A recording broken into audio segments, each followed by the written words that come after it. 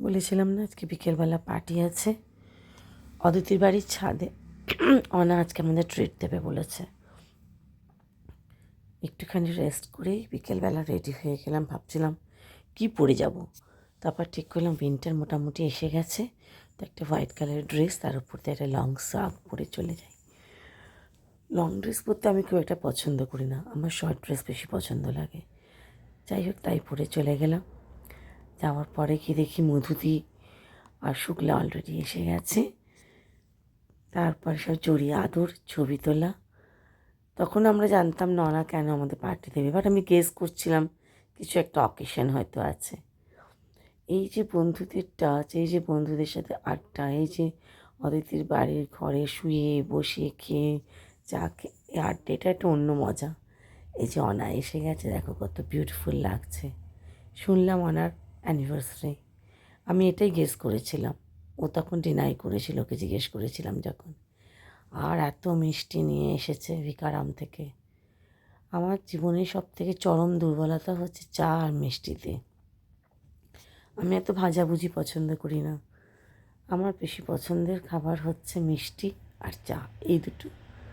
মিষ্টি সবাই জানে, অতিথির বাড়িতে কিছু হলেই মিষ্টি যখন সবার খাওয়াটা হয়ে যাবে, বাদবাকিগুলো সব আমাকে দিয়ে দেয়। ওরা এত মিষ্টি খায় না, অতিথির চেহারা দেখেই বুঝতে পারছো। সেই কারণে ডায়েট করে। আমি মিষ্টির ব্যাপারে কোনো ডায়েট নেই, প্রতিদিন আমার লাঞ্চে অ্যান্ড ডিনারে মিষ্টি লাগবে। এখন সেটাকে কমিয়ে একটা মিষ্টিতে এসেছি, বাট এটা আমার লাগবেই।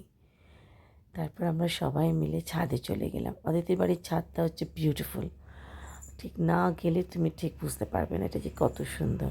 ছাদের ওপরেই চায়ের সব ব্যবস্থা করা হয়েছিল। অনাই চলে গেল সবাইকে চা দেওয়ার জন্যে। আমার সেই মুহূর্তে আমার শাশুড়ির কথা মনে হচ্ছিল। আমার বিয়ের পরের দিন সকালে উঠে আমাকে রাত্রিবেলা যখন গেছি তখনই চায়ের বাসন দেখাচ্ছিল। অনা সেটাই বলল, বিয়ের করে এসেই আমাকে তোমরা চা বানাতে বলেছ। এরপর এসে গেছে বু লখনৌ গেছিলো। ওর ভালো নাম হচ্ছে সোমা, এটা হচ্ছে অনামিকা, ওকে আমরা অনা বলি। বউ আমাদের জন্য কী নিয়ে এলো, একটা বড় ব্যাগ নিয়ে এসেছে, সেই নিয়ে আমাদের কিছুক্ষণ চললো। সেদিন অনা খুব ভালো ফিশ ফ্রাই অর্ডার করেছিল মিত্র ক্যাফে থেকে। মিত্র ক্যাফের খাবারগুলো খুব ভালো, কিছু পরে প্রবলেমও হয় না। আর ফিশ ফ্রাইটা একদম সত্যি ভালো ফিশ দিয়েই বানায়।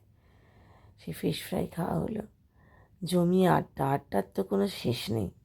অদিতিটা খুব ভালো কেক বানিয়েছিল, সেই কেকের সঙ্গে আমরা ভ্যানিলা আইসক্রিম দিয়ে খেলাম। দেখো আমাদের বয়স বাড়ছে বলে মনেই হয় না যখন আমরা বন্ধুরা মিলে যাই। আড্ডার শেষ নেই, গল্পের শেষ নেই। কেমন লাগলো তোমরা বলো।